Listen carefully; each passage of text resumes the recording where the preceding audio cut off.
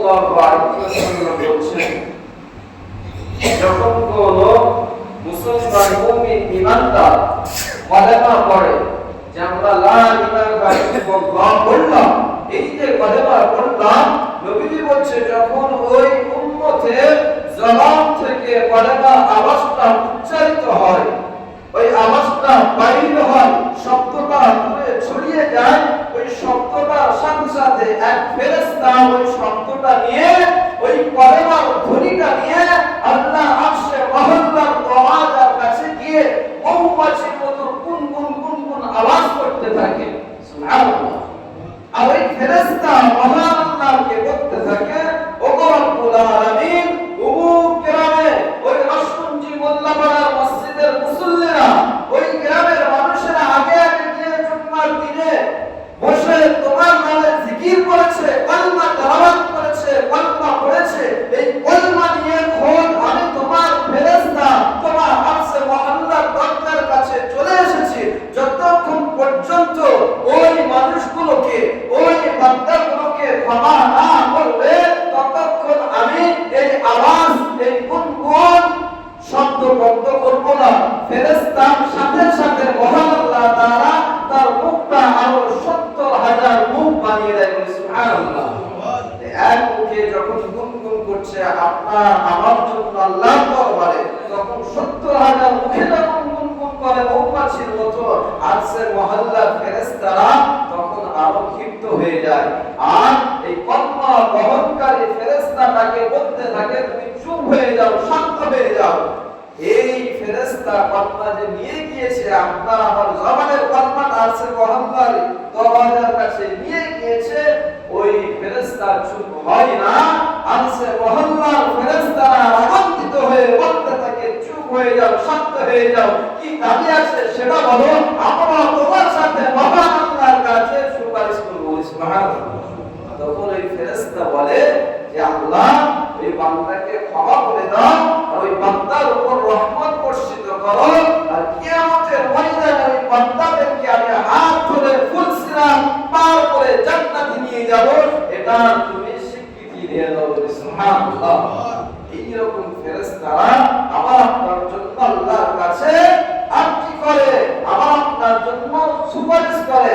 আমরা যদি আল্লাহর জিকির করতে থাকি, নবীর প্রতি বেশি বেশি দরুদ করতে থাকি, আল্লাহর হুকুম আহকাম অনুযায়ী চলতে পারি, দুনিয়াটা আমাদের জন্য কল্যাণকর হয়ে যাবে, আর চিরস্থায়ী শান্তির ঘর জান্নাত আমাদের জন্য অবধারিত হয়ে যাবে। সুবহানাল্লাহ। আর এক হাদিসের মধ্যে আছে, ইন্না আওলান নাসি ইয়াউমাল কিয়ামাতি আকতারুকুম আলাইহি আসসালাম। নবীজি বলছে, কাল কিয়ামতের ময়দানে ওই সমস্ত ব্যক্তিগুলো সবচেয়ে বেশি আমার কাছে থাকার হকদার হবে।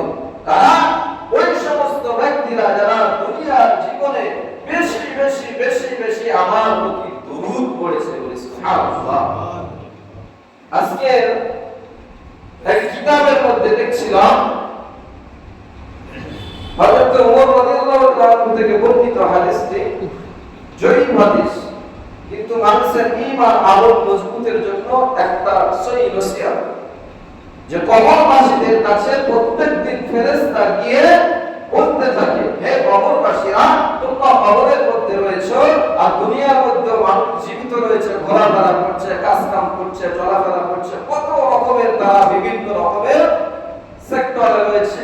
হে কবরবাসীরা, তোমাদের ওই দুনিয়ার মানুষের প্রতি রাগ হয় না, হিংসা হয় না, আফসোস হয় না? তখন ওই ফেরেশতার জবাবে কবরবাসী বলতে থাকে, হ্যাঁ, আমাদের রাগ হয়, আফসোস হয়, হিংসা হয়। বলছে কোন সমস্ত মানুষদের থেকে? যারা ওই সুদ খাচ্ছে, ঘুষ খাচ্ছে, লাফালাফি করছে, মারামারি করছে, ওদের থেকে? যারা আল্লাহর ইবাদতে মশগুল আছে, এদের থেকে? কবরবাসী বলে, ওই সমস্ত বান্দাদের দেখে আমাদের আফসোস হয়, হিংসা লাগে, যারা সবসময় মসজিদে যায়। যারা সবসময় মসজিদে যায়, এদের থেকে হিংসা হয়, আফসোস হয়। বলছে কারণ কি? বলছে কারণ তারা মসজিদে যেতে পারছে, আর আমরা মসজিদে যেতে পারছি না। তারা নামাজ পড়তে পারছে, আমরা কবরবাসী নামাজ পড়তে পারছি না। তারা আল্লাহর জিকির আজকার করতে পারছে, আমরা কবরবাসী আল্লাহর জিকির আজকার করতে পারছি না। বড় আফসোস হয়, বড় কষ্ট লাগে, বড় হিংসা হয় তাদের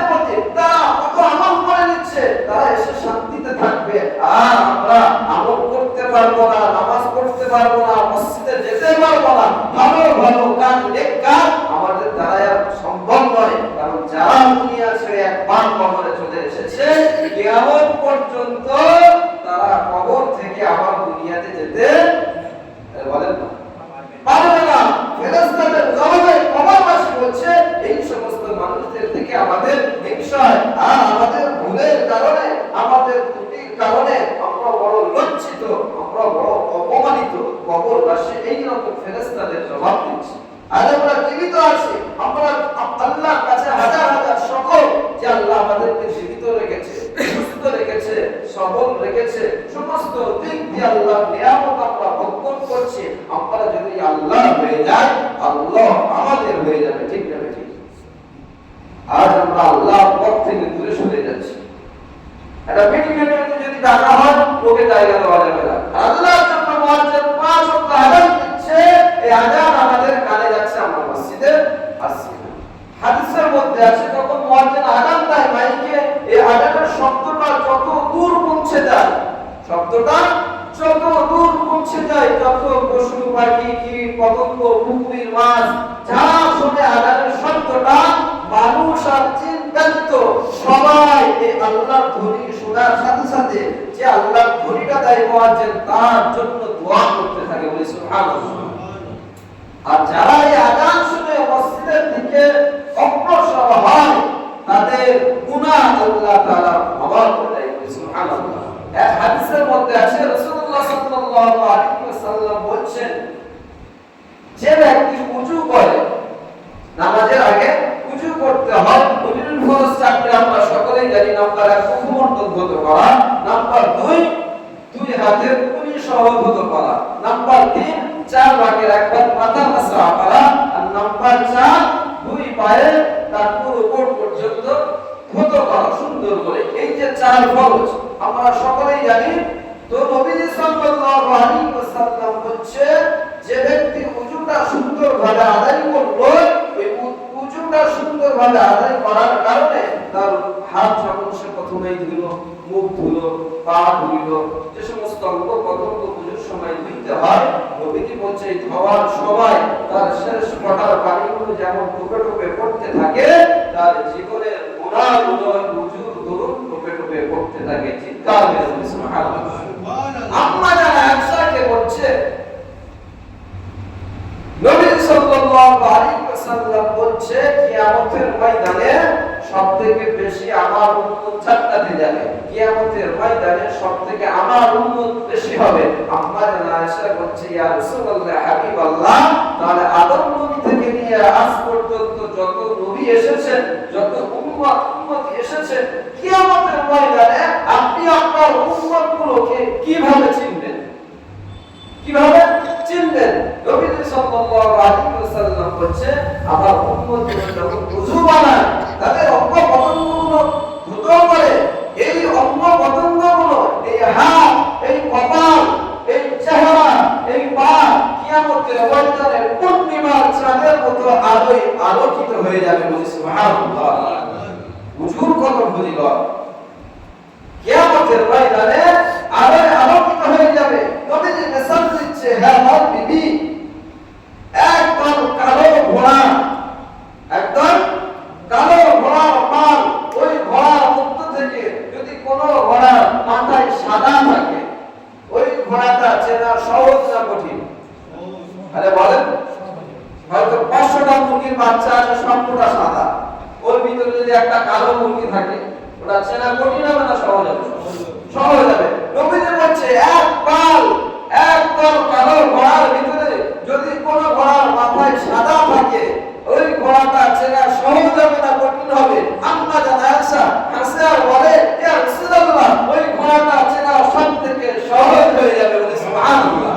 নবীজি বলছে, কাল কিয়ামতের ময়দানে যারা নামাজ পড়লো, কপালটা কালো হয়ে গেল, ওযু করলো, কপাল ধুলো, মুখ ধৌত করলো, হাত পা ধৌত করলো, এই সমস্ত অঙ্গ প্রত্যঙ্গ ওই কালো ঘোড়ার মাথা যেমন সাদা, যেমন বোঝা সম্ভব, তাড়াতাড়ি চিনে ফেলা সম্ভব, কিয়ামতের ময়দানে এই ওযু করে পড়নেওয়ালা নামাজীগুলোরা চেহারা, তাদের মুখ, তাদের হাত, এগুলো ওই রকম নূরের আলোয় আলোকিত হয়ে যাবে আর আমি নবীজি সহজে তাদেরকে চিনে ফেলবো। শুধু তাই নয়, তাদেরকে হাউজে কাউসারের পানি পান করাবো, তাদেরকে যতক্ষণ পর্যন্ত আমি মা আমিনার সন্তান মুহাম্মদ সাল্লাল্লাহু আলাইহি ওয়াসাল্লাম জান্নাতের মধ্যে প্রবেশ না করাতে পারবো, ততক্ষণ আমি নিজেই জান্নাতে যাব না। আল্লাহু আকবার। নবীজি জানাচ্ছেন সেই নবী আমরা পেয়েছি, সেই নবীর প্রতি যদি আমরা বেশি বেশি মহব্বতের সাথে দুরূদ পড়ি, কিয়ামতের ময়দানে সবথেকে বেশি নবীর নিকটবর্তী কাছে আমরা হয়ে যাব। আজ আমাদের মুখে দুরূদ শোনা যায় না, আজ আমাদের মুখে আল্লাহর জিকির শোনা যায় না। এই যে কলেমা পড়া হয়, আমরা যে সমস্ত কলেমা সবাই সুবহানাল্লাহ জানি, আলহামদুলিল্লাহ জানি, আল্লাহু আকবার জানি, সবাই প্রথম কলেমা লা ইলাহা ইল্লাল্লাহ জানি, অনেকেই আমরা 10টা 20টা সূরা মুখস্থ আছে।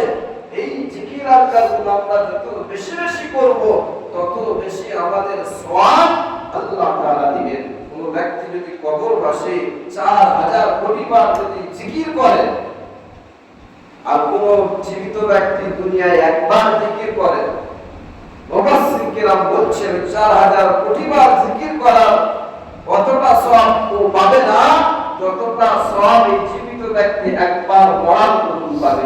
সুবহানাল্লাহ।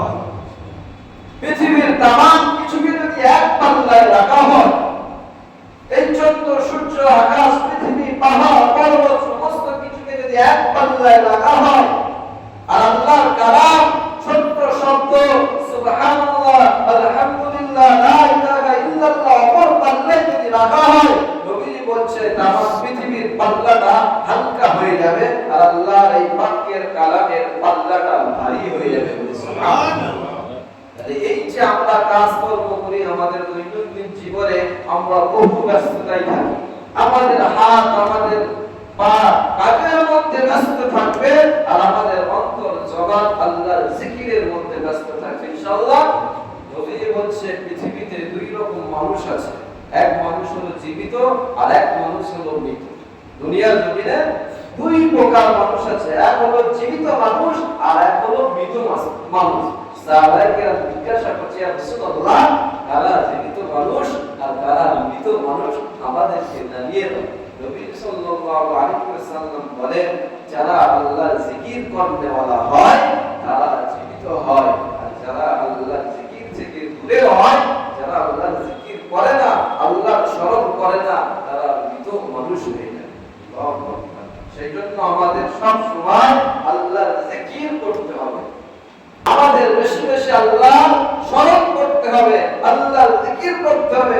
যত বেশি আল্লাহর জিকির আমরা করব, আল্লাহর স্মরণ যত বেশি আমরা করব, আল্লাহর তত প্রিয় বান্দা আমরা হয়ে যাব। আমরা প্রিয় বান্দা হতে চাই তো ইনশাআল্লাহ। আল্লাহ রাব্বুল আলামিন আমাদের সকলকে আল্লাহর প্রিয় বান্দা বান্দি হওয়ার তৌফিক দিন বলি আল্লাহুম্মা আমিন। আল্লাহ রাসূল সাল্লাল্লাহু আলাইহি ওয়াসাল্লাম বলেছেন, লা ইয়ারহামুল্লাহ ওয়া লা ইয়ারহামুন নাস, আল্লাহ তাআলা ওই ব্যক্তির উপর দয়া করে না। কোন ব্যক্তির উপর? যে ব্যক্তি মানুষের প্রতি দয়া করে। নবী জানাচ্ছেন আমার উম্মতেরা, মানুষ যে মানুষ হয়ে মানুষের প্রতি দয়া করবে না, আল্লাহ তার প্রতি দয়া করবে না। সেই জন্য আমাদের করণীয় আমাদের বিবি বাচ্চা সকলের প্রতি দয়া করা, নিজের স্ত্রী বাচ্চা সকলের উপর দয়া করা। আমরা যে কাজ কাম করি, আমাদের চলাফেরা, সমস্ত মানুষের সাথে আমাদের ওঠা বসা হয়, সবাই সবার প্রতি যখন দয়া করবে, কোন মুমিন যদি কোন মুমিনকে সাহায্য করে, ওই সাহায্যকারীর ব্যক্তির আল্লাহ তাআলা সাহায্য করে। সুবহানাল্লাহ। কোন মানুষ যদি কোন মানুষের কষ্টকে আসান করে দেওয়ার জন্য, কোন মানুষ কোন মানুষের কষ্টকে সহজ করে দেওয়ার জন্য ব্যস্ত থাকে, আল্লাহ বলছে ওই ব্যক্তির কষ্ট আমি সহজ করে দেওয়ার জন্য ব্যস্ত থাকি। সুবহানাল্লাহ। সেই জন্য আমরা মানুষের প্রতি দয়া করব। আর সুখ শান্তি উঠে যাচ্ছে, আর মানুষের ভিতরে অহংকার, দাম্ভিকতা, লোভ লালসা ভরপুর হয়ে যাচ্ছে, শুধু আমার আমার হচ্ছে।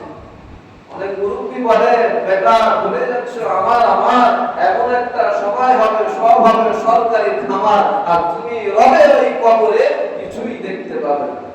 মানে মুরব্বীর মুখ থেকে শোনা বয়োজ্যেষ্ঠ লোক, শুধু আমার আমার করে যাচ্ছ, শেষ মেশে সব থাকবে কি খামার? আরে বলেন না, সরকারি খামার। তো যাই হোক, আমরা একে অপরের প্রতি যখন দয়া করব, একে অপরের প্রতি যখন ইহসান করব, তখন আল্লাহর খাস রহমত আমাদের উপর বর্ষিত হবে। আমরা মুসলমান, এক মুসলমান যখন অপর মুসলমানের সহযোগিতা করবে, তখন আল্লাহ তাআলা এই মুসলমানের ডাইরেক্ট সহযোগিতা করবে। বলি সুবহানাল্লাহ। আজ আমাদের ভিতরে ভালোবাসা উঠে যাচ্ছে, একে অপরের প্রতি যে ভালোবাসা, দয়া, ইহসান, এটা উঠে যাচ্ছে। কবিরা যাচ্ছে লা ইয়ারহামুল্লাহ মান লা ইয়ারহামুন নাস। যে ব্যক্তি মানুষের প্রতি দয়া করবে না, সে অন্য ধর্মের হোক, অন্য জাতের হোক, এমনকি পশু পাখি, তাদের প্রতিও দয়া করতে হবে। আমরা যদি দয়া তার থেকে দূরে সরে যাই, মানুষের প্রতি যদি দয়া না দেখাও, তাহলে আল্লাহর দয়া আমরা পাবো না। এইবারে চিন্তা করে দেখেন, যদি আল্লাহর দয়া না পাই, তাহলে আল্লাহর জান্নাত পাবো? কোশ্চিন কালে পাবো না। তাহলে আল্লাহর দয়া পেতে হলে সকলের প্রতি কি করতে হবে? আরে বলেন না, দয়া করতে হবে। এক মহিলা, বুখারী শরীফের হাদিস, এক মহিলা একটা বিরাট ছানাকে বেঁধে রেখে দিয়েছে। মহিলা নামাজ, ফরজ, মুত্তাকি, রোজা ফরজ সব রাখে। তো নবীজির কাছে জিজ্ঞেস করছে, ইয়া রাসূলুল্লাহ, মহিলাটা একটা বিড়ালকে বেঁধে রেখে দিয়েছে, তাকে খানা পিনা যায়নি, ছেড়েও যায়নি, যাতে বিড়ালটা চতুর্দিকে ঘুরে তার গুনাহি পালন করবে। সে সুযোগও দেয়নি, মহিলাটা তাকে বেঁধে রেখে দিয়েছিল। এর ফলাফল কি হবে? নবীজি বলছে, ওই মহিলাটা জাহান্নামী হবে। নাউযুবিল্লাহ। এই মহিলা জাহান্নামে, একটা বিড়ালকে কষ্ট দিয়েছে, বেঁধে রেখে দিয়েছে। সে ভালোই নামাজি, ভালোই রোজাদার, ভালোই মহিলা, কিন্তু এই বিড়ালটাকে কষ্ট দিয়ে যন্ত্রণার সাথে মৃত্যু দেওয়ার কারণে, মেরে ফেলে দেওয়ার কারণে ওই মহিলা জাহান্নামী হয়ে যাবে। আর এক মহিলা, বাজে মহিলা, রাস্তা দিয়ে যাচ্ছে, মরুভূমি জায়গা দিয়ে যাচ্ছে, দেখছে খুব পিপাসিত হয়ে গিয়েছে, যাওয়ার কারণে দেখলো পানি পান করতে হবে, গিয়ে দেখছে একটা হাউজ আছে, কুয়া হয়েছে, নিচে নেমে পানি পান করেছে। করে আবার উঠে যাচ্ছে, যেতে যেতে দেখছে এক আল্লাহ ওয়ালা অপরাধী কুকুর জিহ্বা বার করে হাঁপাচ্ছে, নিঃশ্বাস নিতে থাকছে, মনে হয় যেন মরে যায় তাই ভাব। কুকুরটা মহিলাটা দেখে মনে করছে, কিছুক্ষণ আগে যেমন আমার পিপাসা লেগেছে, আমার গলা যেমন শুকিয়ে গিয়েছে, আমি যেমন তৃষ্ণার জ্বালায় ওই হাউজের মধ্যে, কুয়ার মধ্যে নেমে পানি পান করে এসে তৃষ্ণাটা নিবারণ করেছি, আমার মনে হয় এই কুকুরটাও সে তৃষ্ণার কারণে তার জিহ্বা বাইর করে হাঁপাতে থাকছে। অর্থাৎ এই কুকুরটাকে পানি পান করাতে হবে। এও আল্লাহর সৃষ্টি, এও অবলা প্রাণী, কথা বলতে পারে না, একেও আল্লাহ তাআলা সৃষ্টি করেছে। অর্থাৎ মহিলাটা সেই হাউজের মধ্যে, কুয়ার মধ্যে নেমে নিজের চামড়ার মোজা খুলে তার মধ্যে পানি তুলে ওই কুকুরটাকে খাইয়েছে। কুকুরটাকে খাওয়ানোর কারণে, এই কুকুরের প্রতি দয়া, ইহসান দেখানোর কারণে আল্লাহ তাআলা ঘোষণা করে দিচ্ছে, ওই মহিলা জান্নাতি যাবে। সুবহানাল্লাহ। আর একটু আওয়াজ দিয়ে বলেন না সুবহানাল্লাহ। মহিলাকে জান্নাতে আল্লাহ তাআলা ঘোষণা করে দিয়েছে। যাই হোক, আল্লাহ তাআলা আমাদের সকলকে ভালোবাসার সহিত একে অপরের প্রতি দয়া, ইহসান করার তৌফিক দিক করে। আমিন। ওয়া আখিরু দাওয়ানা আলহামদুলিল্লাহি রাব্বিল আলামিন।